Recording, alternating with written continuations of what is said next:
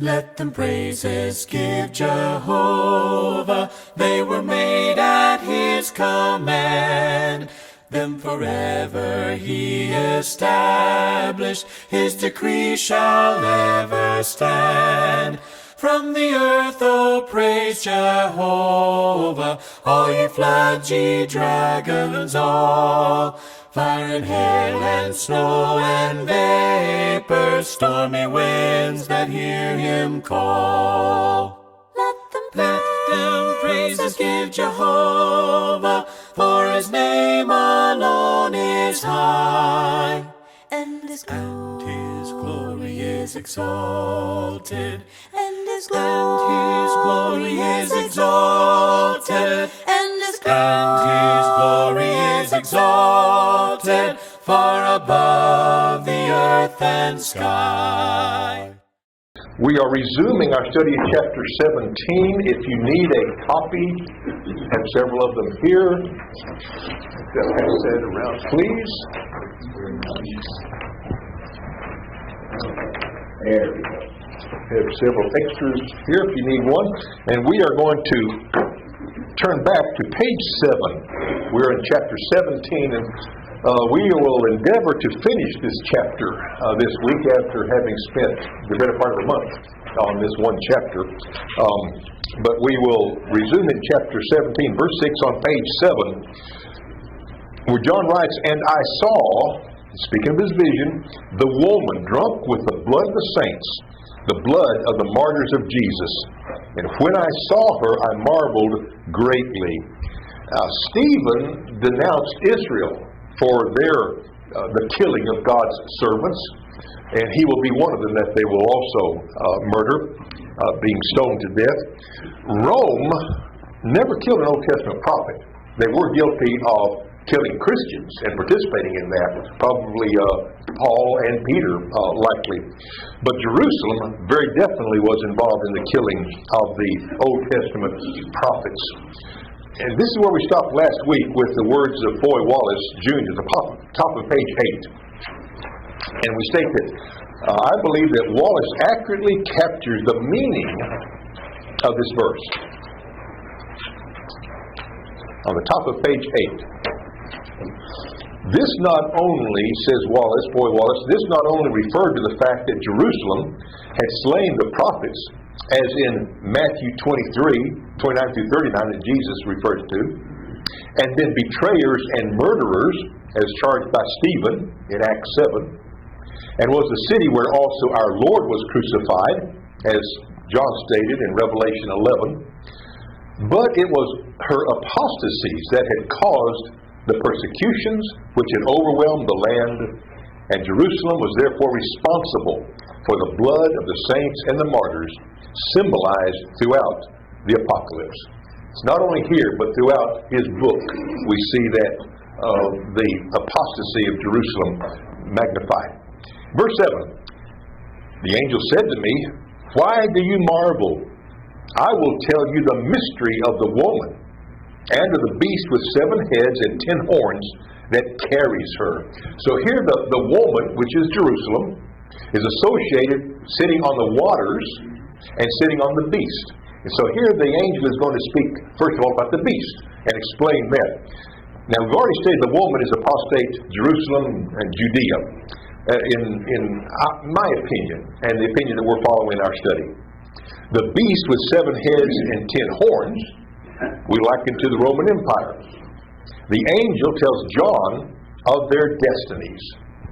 What will happen to them? The woman, Jerusalem, will suffer desolation and devastation, and actually a fiery demise with their collapse later. Rome, the beast, will ultimately be destroyed as well.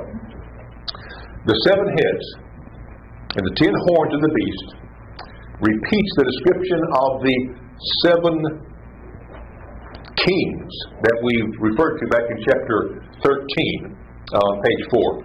So may refer to that later. But the 7 heads and 10 horns. Verse 8, "The beast that you saw and is not and is about to rise from the bottomless pit and go to destruction and the dwellers on earth whose names have not been written in the book of life. This term, the book of life, is one that's going to surface again. We'll see it in later chapters. It's a common Old Testament theme, the books that God is keeping, and we'll have more to say about that as we move into that study of the books, especially when we get to chapter 20. Does anyone else need a handout this morning? Okay, yes. Well, we can pass it around to them. Thank you. Yeah, thank you for things like that, Betty. Appreciate that. And we're on page 8. 8a, the beast that you saw was and is not, and is about to rise from the bottomless pit and go to destruction. And so this Roman beast comes and goes, rises and falls, but ultimately will meet its destruction. Now, after Nero's suicide, June the 9th of AD 68, there was a myth that circulated, the Nero Redivivus. That is that Nero had staged his death, that's one, and hadn't actually died but were returned to power. A variation of that myth held that he died but came back, and one form of that myth is that he was incarnated, lived in the personification of Satan, of Belial, the demon, or the Satan Belial. Milton Terry goes further in his commentary and contends that the ultimate identity of the beast is Satan. That the beast is Rome, but Rome is motivated and influenced and used as a tool of the dragon, Satan, who wants to destroy God, destroy God's people, destroy Christ, destroy the church. In his explanation, Terry says, the angel seems to point our attention particularly to the spirit which actuated the dragon, the beast from the sea, and the false prophet alike. And so what is here affirmed of the beast has special reference to the different and successive manifestations of Satan himself. And I think we can see that in all the evil, there's evil that surrounds us. But the instigator is Satan. Satan, the enemy of God, who has opposed God from the beginning, and God's people from the beginning. So every evil can be traced back to the devil himself. And there's a statement that John makes at the top of page 9, verse 9. This calls for a mind with wisdom. And I think we would agree with that. When we read Revelation, it is confusing. One reason that John Calvin, in all the commentaries that he wrote, every book in the Bible, he does not even attempt to explain Revelation. And we can see why. It depends upon a viewpoint of in time is the way we interpret those visions, those views, those symbols. So, it calls for a mind with wisdom. And how do we get wisdom? What does James tell us? Ask God, who gives to all liberally. There in James chapter 1, verse 5. So it calls for mind with wisdom. The 7 heads are 7 mountains on which the woman is seated. They are also 7 kings, 5 of whom have fallen. One is. The other has not yet come, and when he does come, he must remain only a little while. And so the angel prepares John for the information that the angel is going to interpret. The mind that is instructed with wisdom that's given from God understands that the enemy of God is a beast, Rome, that's manipulated by the dragon, Satan. Charles? Yes, sure. You know, there were a tremendous number of positive things that happened from the Greek Empire and the Roman Empire that still are present today. Definitely so, yeah. And so, even though we have multiple references of Rome being synonymous with the devil, there still were positive things that did happen. I mean, it's good and evil all over again. And so, we need to remember that there were many things about the Roman Empire that were good and right. I think you're correct in that assessment. As could probably be said of every empire, has the contributions that are made. But when they are opposed to God, that's when the evil comes out, and that's what John is addressing, seems to me. The evil that the emperors are imparting. But yes, thank you for pointing that out. Isn't that how we got concrete and running water and sewage? Aqueducts, definitely, yeah. And let's not forget the Roman letters, the Roman system of numbering. Yeah. You know, I wouldn't want to multiply with the Roman numbers, though. We've had the opportunity to be in Pompeii. Yeah. And in Pompeii, they had running water. As a matter of fact, they had lead pipes. Now, lead is plumbed in the table. Plumbers get their names from plumbing. How about that? Okay. And so that dates back to before Pompeii. Yeah. Interesting. Very interesting. And there's something about that beast coming from the sea. And the sea was always, in Jewish mind, associated with evil. I don't fully understand that. Don't understand the Jewish mindset that well. But there's something there. It meant something to John and his audience. It certainly did. Yeah. Well, the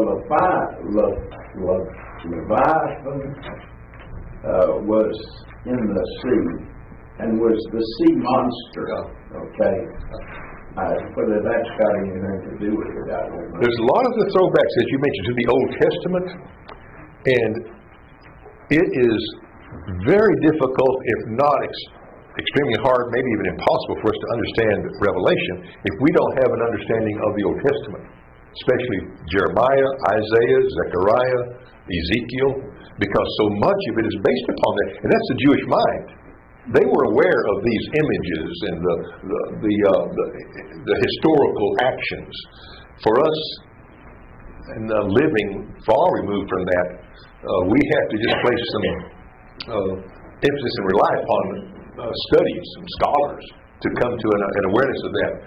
And that puts us at a disadvantage because it depends upon the scholars that we're listening to and that we're letting interpret it for us. So the seven heads are, John says, seven mountains on which the woman is seated. Most commentators believe that the seven mountains identify the beast as Rome. Mount says it in these words. In fact, he goes so far as to say there is little doubt that that a first century reader would understand this reference in any way other than as reference to Rome, the city built upon seven hills. Rome began as a network of seven hill settlements on the bank of the Tiber and was, from the time of Servius Tullius, their sixth king, and Urbis Septicolus, a seven-hill city. And so Mounts has no qualms about saying it's definitely Rome. Wallace, on the other hand, he cautions against that literal interpretation, views the mountains as Jerusalem. And here's his reasoning. The reference to the seven mountains was not subject to a literal application any more than the literalizing of the woman. Mountains were ordinarily the symbols of the seats and positions of political and governmental authority, where power was concentrated. And while that was true of Rome, surrounded literally by seven hills, it was true also that Jerusalem was the city where apostasy in the realm of religious power was concentrated. And Jerusalem was also surrounded by seven literal mountains. Then he names them: Zion, Acra, Moriah, Bezetha, Milo, Ophel, and Antonio, all of which are mentioned in the history of Josephus in connection with the war against Jerusalem. The application of these symbols to Jerusalem finds consistency in the context. And it is true, Jerusalem sits on hills at an elevation of 2,575 feet. In contrast with the Dead Sea, with its elevation as of this year, 2025, was 1,443 feet below sea level. Israelites traveling to Jerusalem for the three major feasts sang the 15 songs of ascent. They were walking up as they made the pilgrimage to Jerusalem. Psalm 125 affirms the mountains of the holy city. Psalm 48 speaks of his holy mountain as Mount Zion. In Psalm 48, verses 1 and 2 state, "Great is the Lord and greatly to be praised in the city of our God, his holy mountain. Beautiful in elevation is the joy of all the earth, Mount Zion in the far north, the city of the great King." So the psalmist refers to that mountain. Also Psalm 125 on the top of page 10. "Those who trust in the Lord are like Mount Zion, which cannot be moved but abides forever. As the mountains surround Jerusalem, so the Lord surrounds his people from this time forth and forevermore." And so it makes little difference as far as our understanding whether John is referring to Jerusalem being on the mountains, 7, or Rome. This next statement narrows it down. In verse 10, these 7 mountains, are also 7 kings, 5 of whom have fallen. One is. When John is writing, he's saying there are 5 kings that have fallen. At his lifetime, he says, one is, the other has not yet come. And when he does come, he must remain only a little while. And so the 7 mountains, John says, are also 7 kings, being interpreted by the angel, which are the Roman kings, we would say, or the Roman Caesars. It's not literal, but symbolic. After Julius Caesar, the title Caesar was applied to the Roman emperors, from Augustus to Maximus. And here we have a list of those first 12 Caesars that Suetonius published in 121 AD in his work, The First 12 Caesars. Suetonius would... Good morning. See that here. Suetonius was born in the 1st century, dies right at the turn of the 2nd century, writes the first 12 Caesars, and he lists Julius Caesar, Augustus Caesar, Tiberius Caesar, Gaius Caesar, who's Caligula, Claudius Caesar, and then that brings us to Nero. The 5 were, one is in 1710, so the time frame for John writing Revelation is that time period from 64 to 68, when Nero is. The other has not yet come, and when he does come, he must remain only a little while. That would be Galba, who assumes the emperorship in June of 68, doesn't last but a few months, is removed in 69. Also in January of 69 and removed in April. Vitellius in April through December, and then comes Vespasian from December of 69 through June June 24th of 79. That's known as the year of 4 emperors, when they're in succession, emperors one after another over the empire. And then there's Titus Caesar and Domitian Caesar. The first 5, as we mentioned, were Julius through Claudius. One is, that's the 6th Caesar ruling when John writes Revelation. The other has not yet come. That would be Galba, that 7th Caesar, emperor for 7 months. Now, primarily for the purpose of advancing a view that there's a late date for Revelation, pushing it to the reign of Domitian in the mid to late 90s of the 1st century. Julius Caesar is many times omitted from the numbering, so they can get to the proper number that would be later. Now, that may be technically true that Julius was not known as Caesar. He was emperor, but his name was Julius Caesar. That reference will be made to the following emperors. So that wasn't a title for him. It wasn't not for him. It was his name. Yeah. And then the title would be applied to the laters. Technically, that's true.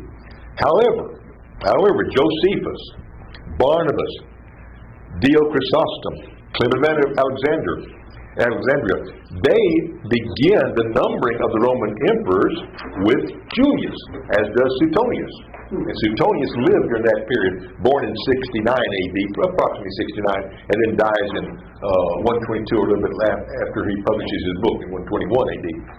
So, David Chilton, in his Days of Vengeance that we've cited numerous times here, gives some extensive remarks on that numbering system in his notes. Verse 11, as for the beast that was and is not, it's an eighth, but it belongs to the seventh. It goes to destruction. So there's an encapsulation of the emperors that are still active. Terry supports the view that this is connected with verse 8, the beasts that are controlled by Satan. The beast that you saw and is not is about to rise from the bottomless pit and go to destruction. Terry says he's the same red dragon, the same old serpent and deceiver of the whole world that appears in one imperial persecutor after another. That there were none of the emperors that were completely free of persecuting Christians in the church. But his destiny is decreed, as we've seen in verse 8. For he goeth into perdition, and will drag thither all his subjects and satellites along with him. So while the beast is the great Roman world power, as symbolized in chapter 13, the angel interpreter of this vision of the great harlot points us especially to the satanic spirit, which gave the beast his authority. Verse 12, the 10 horns that you saw are 10 kings who have not yet received royal power, but they are to receive authority as kings for 1 hour, or a short time, together with the beast. Here, as has been pointed out elsewhere, 10 is a number that represents completeness, totality, and can be applied to the nations, the individuals, the groups that are allied with Rome and have supported Rome in its economy, its commerce, in its politics, and even in the persecution of Christians. John's language is a reminder of Daniel's prophecy, Daniel 7:24, 10 kings that shall arise. These kings are vassals, these entities, vassals of Rome, and they have no power except that which Rome gives them, and their authority is only for a brief time. These are of one mind, and they hand over their power and authority to the beast. That is, these allies have no authority other than that Rome allows them to have. They will make war on the Lamb, and the Lamb will conquer them. And here's that term: He is Lord of lords and King of kings. And those who are with him are called and chosen and faithful. It's a reference that harks back to Psalm 2. The kings of the earth set themselves, and the rulers take counsel together against the Lord and against his anointed. The anointed is Messiah, Christ. Nero was the 6th Roman emperor. He was notorious for his personal corruption, debauchery, ruthless cruelty. And so it's reasonable to interpret Nero as the king referred to by John back in verse 10, that one is. He is the one that's controlling. He is the one that will send Vespasian, in fact, to settle that turmoil and rebellion that's going on over in Jerusalem.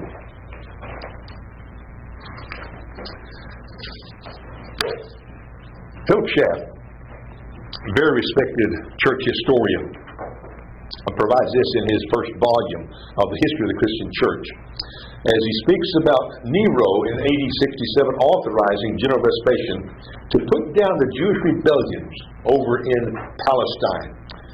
Before that, in AD 64, Nero had pointed to Christians as being the ones responsible for the fire destroying so much of the city of Rome, that imperial city. He blamed the Christians for that. You know, we have to have a scapegoat. Yeah. And Christians were easy target. In our lives, many times, we have to have a scapegoat to explain our own misdeeds. To justify. There's a story about George Washington and the cherry tree. No, I'll not say that. Go ahead.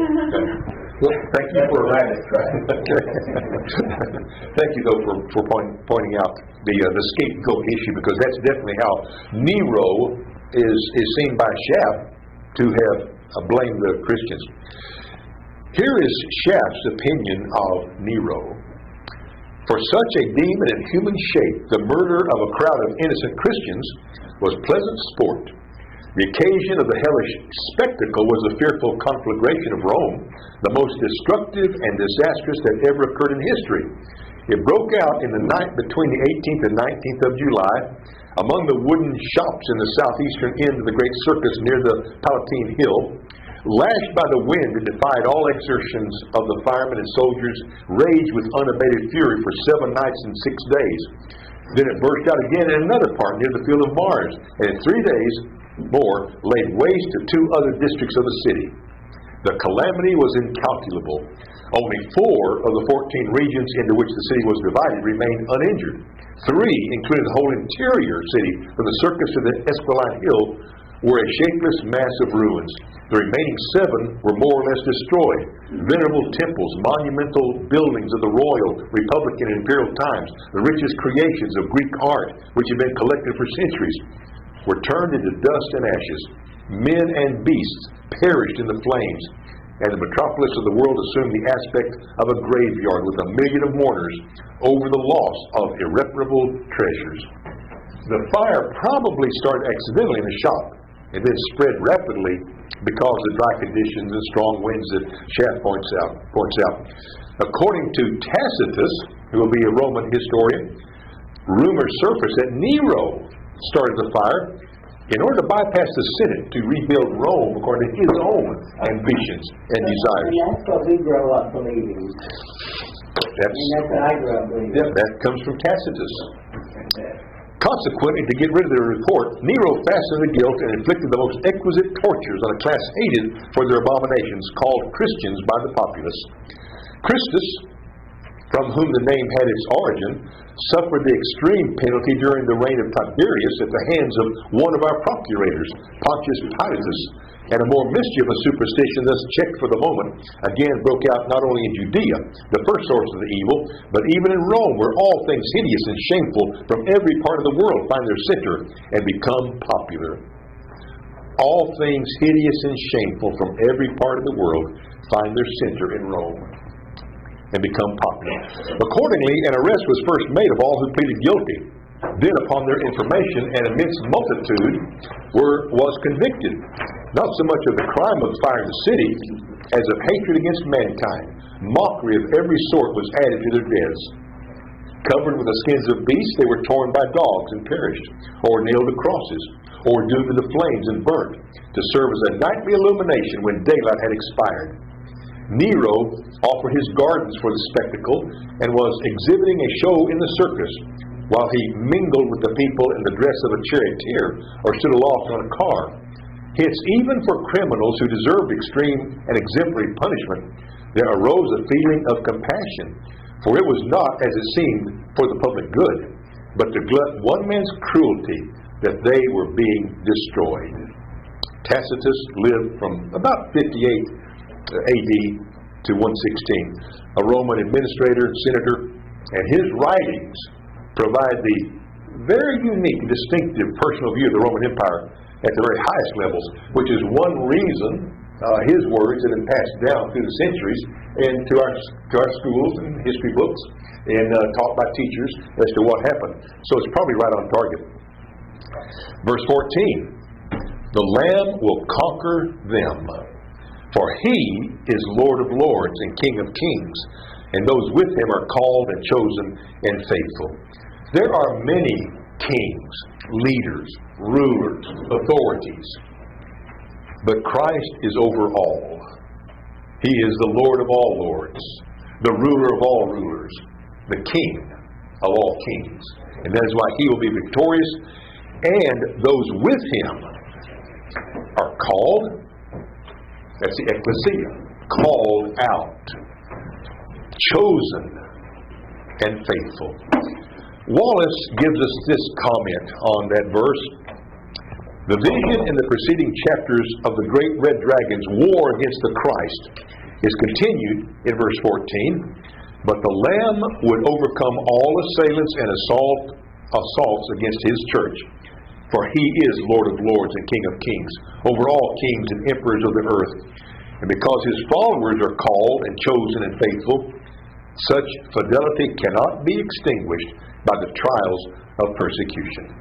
And that is why the message of Revelation to Christians who are being persecuted by the beast, Rome, and the land beast, or the Jewish authorities who are trying to put down and shut down this rising so-called sect of Judaism, as it was first known as, they will not be successful.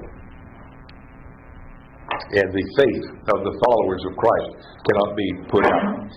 Jesus is the victorious Lord of all lords, the King of all kings, and the message of John is this: the faithful followers of Jesus will be victorious. Even though Christians suffer the pain of physical death, their triumph is assured. And that persecution, even execution of Christians, continues to today. We hear of the atrocities being carried out against Christians living in Africa, as various groups that are opposed to Christianity just murder them. There is still the persecution of the Lord's church. Verse 15, the angel said to me, the waters that you saw where the prostitute is seated are peoples and multitudes and nations and languages. So the angel repeats to John what was said back in verse 1b, about sitting on the waters, and explains that the waters are peoples, they're multitudes, they're nations, they're languages. And these terms represent the many and varied attachments of Jerusalem that they had formed with the various provinces of the Roman Empire. Because this woman is sitting in the waters, she's also sitting on the beast. There's no distinction between the beast, Rome, who also has multitudes, peoples, and nations and languages. Seen in Pentecost at the feast there in AD 33, adherents to Judaism traveled to Jerusalem from across the empire to be there to observe Passover, and then they are there also 50 days later for the Pentecost feast. A great many of them there are gathered together as Peter addresses them. Luke records, now there were dwelling in Jerusalem Jews, devout men from every nation under heaven. And at this sound the multitude came together. They were bewildered because each one was hearing us speak in his own language. So there's multitudes, languages. Each were amazed and astonished, saying, are not all these who are speaking Galileans? And how is it that we hear each of us in his own native language? Parthians and Medes, Elamites, residents of Mesopotamia, Judea, Cappadocia, Pontus and Asia, Phrygia and Pamphylia, Egypt, parts of Libya belonging to Cyrene, visitors from Rome, Jews and proselytes, Cretans and Arabs. We all hear them speaking in our own languages. So they're gathered there, and that is the multitude that is associated with the Roman Empire. And the 10 horns that you saw, says the angel, verse 16, they and the beast will hate the prostitute. They will make her desolate, naked, devour her flesh, and burn her up with fire. The kings of the empire that we saw in verse 12 represented by the 10 horns. These associates of Rome, these allies of Rome, hate the prostitute, Jerusalem, Judea.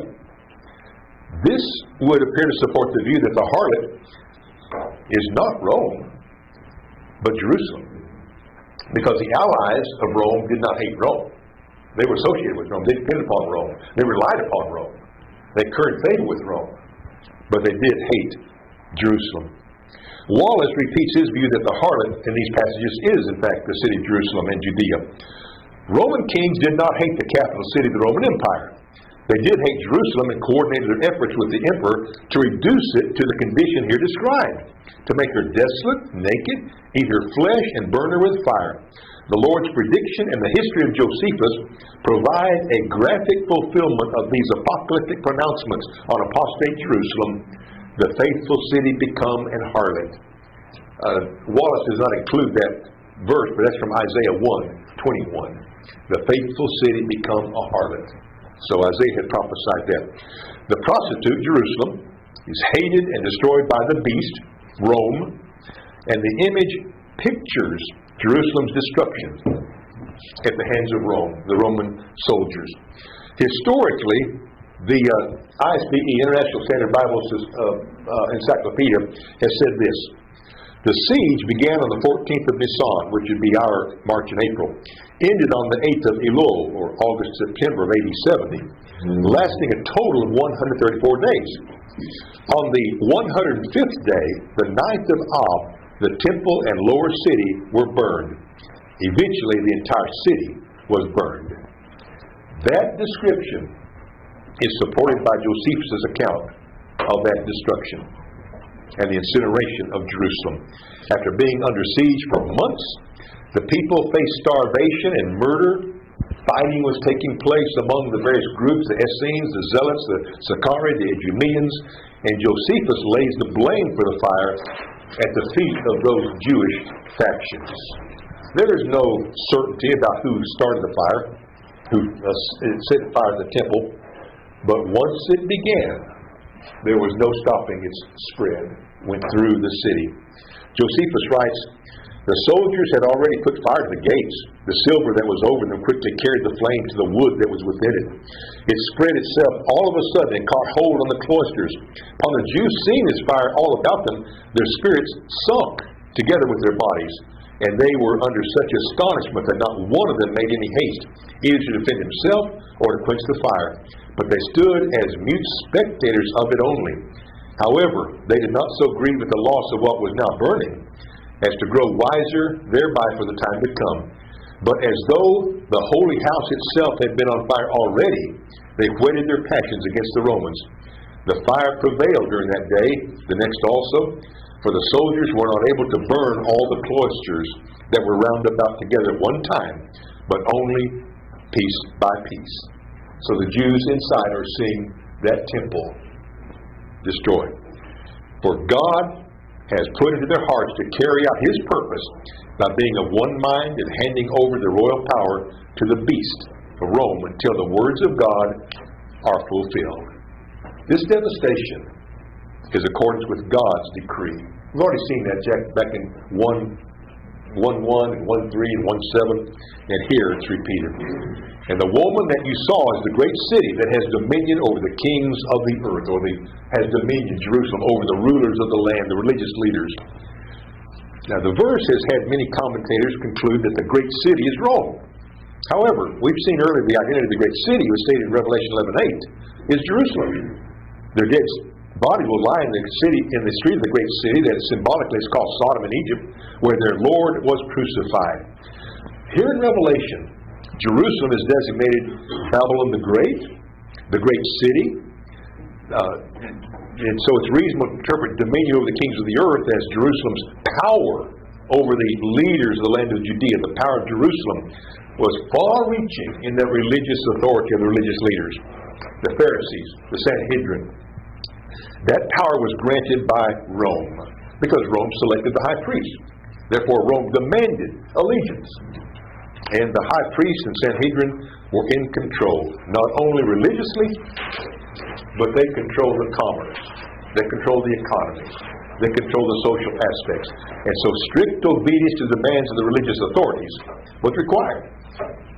And by the word of the high priest and his minions, Jewish citizens were either permitted or forbidden to buy or sell. We discussed this as the mark that was given to them, those who were obedient and allowed to worship, allowed to have sacrifices. Others were not. So John's vision is a kaleidoscopic presentation of the events that Jesus spoke of in his Mount Olivet discourse. And if we look at the entire chapter, we've spent almost a month discussing it. Wallace can present it very succinctly in a sentence. The entire vision is centered on the siege and destruction of Jerusalem, the demolition of the Jewish temple, and the end of theocratic Judaism and of the Jewish state. That's a valid summary of the entire chapter. God is demolishing. It's all according to God's will. Jesus will not be vanquished. He will be victorious. And in chapter 18, as we move into that, John will see and hear the events that comprise the second, the third, and the fourth scenes of the harlot's judgment. Here in 17, that's just the first scene that John observes and the angel interprets. So that wraps up chapter 17. Comments? Any additions that you care to make as we close this morning, and then move into, Lord willing, next week chapter 18 and remaining visions as we hasten toward the conclusion in chapter 22. Sam? All things hideous and shameful find their center in Rome. That's like Hollywood today. Well, good point. Yeah. Yeah. Excellent. Thank you. Thank you, Sam. Okay. I mean, what would it have been like to have been him seeing these visions? I mean, it's like, wow, yeah, John, and experiencing that. And why is it John, of all the apostles, that's permitted to do that? You remember, he's the one that speaks of himself as the disciple that Jesus loved. Yeah. He is in that inner group of Peter, James, and John. He speaks of the one that Jesus had a close relationship.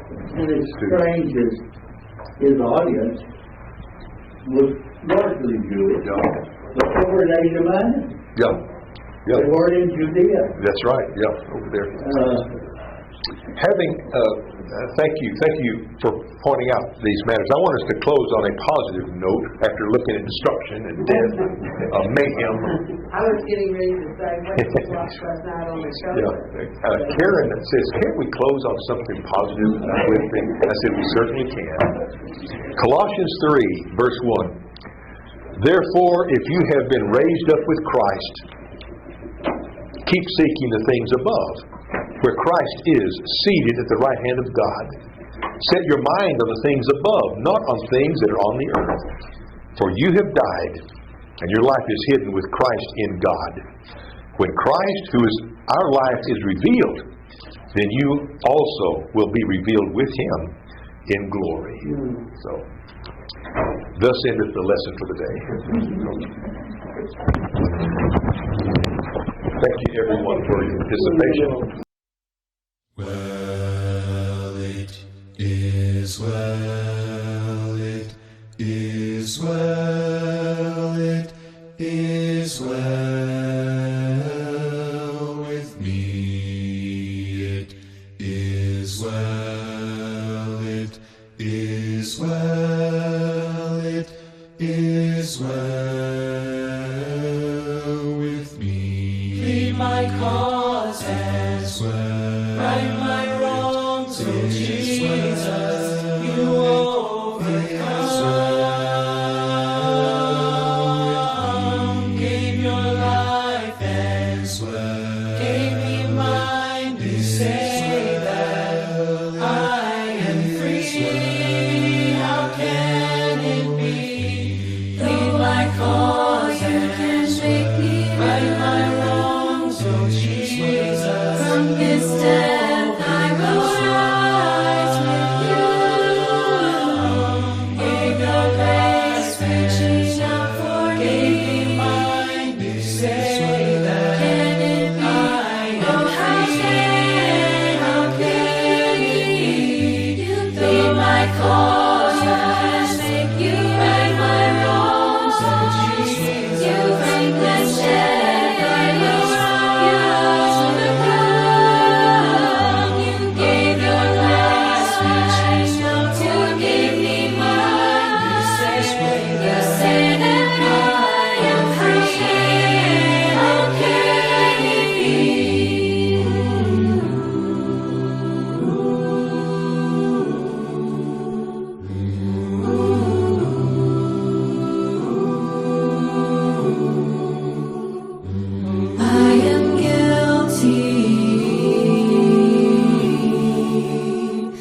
ashamed of what I've done, what I've become. These hands are dirty. I dare not lift them up to the Holy One. You plead my cause, you right my wrongs, you break this chain, you gave your last, reached out to give me mine. You say that I am free. How can it be?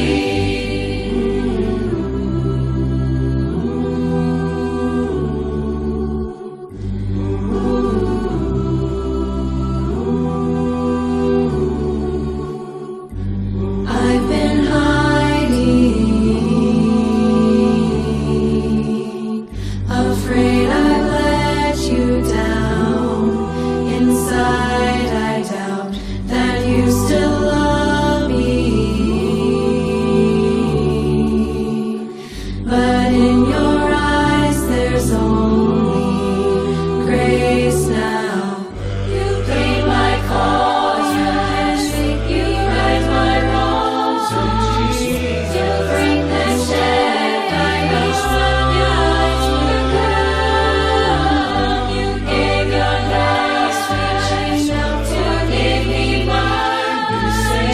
You say that I am free. How can it be? You plead my cause, you right my wrongs, you break the chain, you gave your last, reaching out to give me mine. You say that I am free. How can it be? You plead my cause, you right my wrongs, you break this chain, you gave your last, reaching out to give me mine. You say that I am free. How can it be?